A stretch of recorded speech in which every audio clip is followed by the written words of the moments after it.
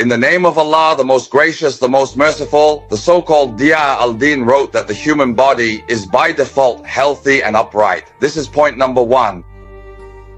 The human body, by its very nature, is healthy and upright, and it will remain in this state as long as there are no violent external inputs or influences. Accordingly, complete abstinence from any inputs fully achieves this state, which is inevitably brought to an end when the fast is broken. With the very first input, if you are able to maintain this state, then you are in the state of a body that does not get sick. Statement number 2. Every input to the body carries harm. At the same time, it carries benefit, which is keeping the body alive and nourishing it with what is necessary for it to remain active. As long as the input is present, waste settles inside you, and this has harmful effects. Waste needs to be expelled. That is the harm. What remains are wastes that need to be expelled, and the body needs to get rid of them because they are harmful. Therefore, any food you eat, all of it carries harm. At the same time, it carries benefit, which is keeping this body alive, or its growth in the case of children. Number 3, the body considers every input as a foreign entity, and accordingly, the human body has a reaction. This reaction is one of 3 things: an immune sensitivity, which follows lymphatic pathways, a central nervous response, which they call the gut-brain axis, or a hormonal glandular response. Hormonal what? Glandular, meaning either intestinal, peripheral, or pituitary, central. Focus with me. Hormonal glandular, 2 types: intestinal, peripheral, which includes insulin, glucagon, serotonin, and gastrin. These are intestinal hormones. Or pituitary central, which operates from the pituitary all the way to the adrenal gland. Statement number 4, the body's daily and repeated suffering, and the continued exposure to inputs that are difficult to digest, which leads to repeated, though not complete, intestinal blockages. So the first issue is the intake of foods that are difficult to digest, leading to repeated, though not complete, intestinal blockages. The first harmful residues come from incomplete digestion or from inputs that contain stimulants for the nervous system, the hormonal system, and the allergic immune system, or from inputs that carry explicit toxins such as antibiotic residues, fertilizer and stimulant residues, chemicals, nitrogenous compounds, and pesticide residues, what we call them. What are they? Pesticide residues, so what are they? So the body's daily struggle in dealing with these isolated inputs, which are hard to digest and cause repeated intestinal blockages, even if they're not complete. Harmful residues from an incomplete digestion process. They are stimulants for your nervous, hormonal, and immune systems, leading to 3 types of sensitivities, or outright toxins, like residues of antibiotics, fertilizers, stimulants, colorants, chemicals, fertilizers, and pesticide residues. Statement number 5. This immune struggle represents constant pressure on a body that is continuously resisting. This leads to recurring physical and psychological symptoms that are interconnected but with distant relationships, which is why they are called syndromes. The remoteness of causality in these relationships leads to unclear and vague diagnoses, increasing the suffering as these symptoms shift and escalate due to the interaction between the introduced chemicals, from toxins in food to accompanying medications. So the suffering increases and the symptoms shift and escalate as a result of the interaction between the introduced chemicals, from toxins in food to accompanying medications, which leads to the worsening of symptoms. What is meant here is the randomness of occurrence. What does randomness of occurrence mean? It means you have poisoning from something and you took medication for a certain symptom, but you don't recover from it. So the blood pressure medication combined with the other drug and the poisoning all interact together. It's a drug-drug interaction reaction.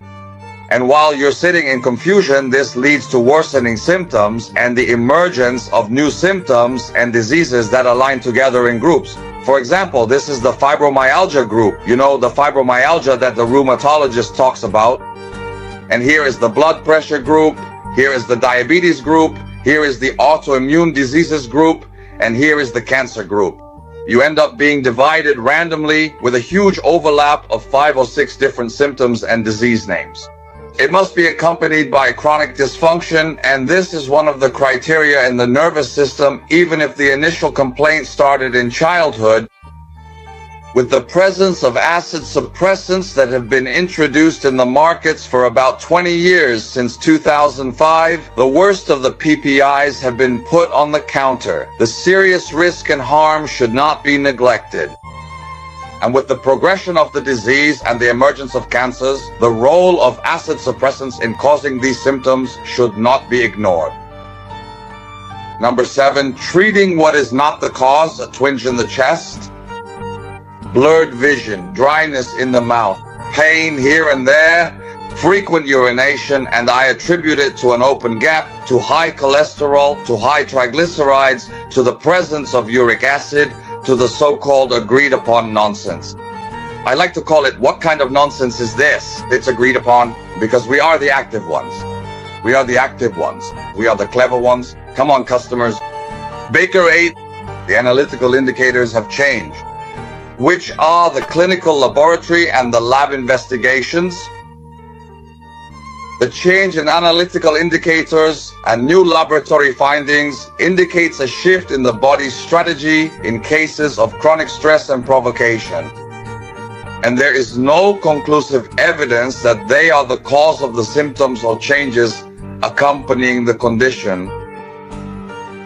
The cause is that which, when removed, the problem or symptom ends. So again, the change in analytical indicators and new laboratory findings such as elevated blood sugar, urea, creatinine, or uric acid are only indications of a change in the body's strategy in cases of chronic stress and provocation. Furthermore, there is no definitive evidence that they are the primary cause of the symptoms or changes that typically accompany this specific condition. The cause, by its very definition, is considered to be that which, when removed from the situation, the phenomenon ends, or the condition ends, or the symptom ends. If I take insulin and my blood sugar still rises, that means the high blood sugar is not because the insulin is inactive. Again, if I take insulin to lower my blood sugar and it doesn't go down, then the blood sugar wasn't high because of the insulin. If I give insulin and it lowers the blood sugar but doesn't improve the erection, then blood sugar isn't the cause of the erectile dysfunction. If the reflux from the opening in the diaphragm is treated and the reflux remains the same, is the reflux because of the bacteria? We took the medication for the bacteria and the reflux remains the same. Number 9, relying on laboratory evidence such as blood sugar, acetone, HDL, LDL, urea, creatinine, minerals, and electrolytes like sodium, potassium, and chlorides, and linking them directly, superficially, and especially incorrectly to the nature of food intake is completely wrong. Let's go back again to point 9. Relying on laboratory evidence such as blood sugar, acetone, HDL, LDL, urea, creatinine, minerals, and electrolytes, and linking the nature of food to these indicators is 100% incorrect, because these markers are the same across all types of mammals and white organisms, all of which have livers. For example, a crocodile has a liver and a chick has a liver. And mammals, the cow that eats only plants and the tiger that eats meat and drinks blood, all of them have blood sugar, acetone, HDL, LDL, urea, and creatinine. Even the mouse, so both mammals and egg-laying animals like birds, chicks, and the crocodile that has a liver, they all must have what I just mentioned. HDL, LDL, acetone, sugar, urea, and creatinine. This is the nature God created. God made it this way. The liver produces these things. The liver produces these things. Whether the animal eats plants, eats meat, or eats both. Anything with a liver. The pigeon, the chicken, and the crocodile. All of these have acetone, urea, creatinine, and sugar. That's it. And the appropriate comparison is so that I can love the effort. The rise or fall of these values from their usual levels is fundamentally related to changes in the body's state, reacting neurologically, hormonally, immunologically, and allergically, regardless of the type of inputs. So, This means that saying eating sugar causes sugar or eating protein causes effort is wrong. Completely wrong. That's incorrect talk. An increase and the decrease of these indicative values from their usual observed levels is fundamentally related to changes in the body's state, whether neurologically, hormonally, immunologically, or sensitively, no matter what the type of inputs are. So does that mean that if I have a duck's leg, I become equal to a tiger that eats meat and drinks blood? Do you understand anything? I, with a duck's leg, am made equal to a tiger that eats meat and drinks blood. We both have creatinine. I have creatinine. You have urea. I have urea. You have sugar and acetone. I have sugar and acetone, sir. No matter what you eat, yes, your body will react. Your body will react based on a certain strategy. This strategy is because you put yourself under stress, and I will respond to that stress in a particular way. Do you understand anything or not? Number 10, and the last point in the statement. The body's ability to recover and heal, whether by announcing, replacing, producing, repairing, resisting, preventing, forming, or differentiating, is fully integrated and coordinated and only ends with death.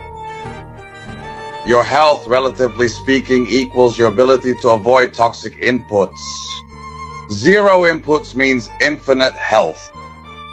But the last thing in the statement. Out of 10 points, and the last one is a methodology. A life of zero medication. Zero medication. Everything I say is about zero medication. I have no vested interest. Your health is in your own hands. I finished what I wanted to say.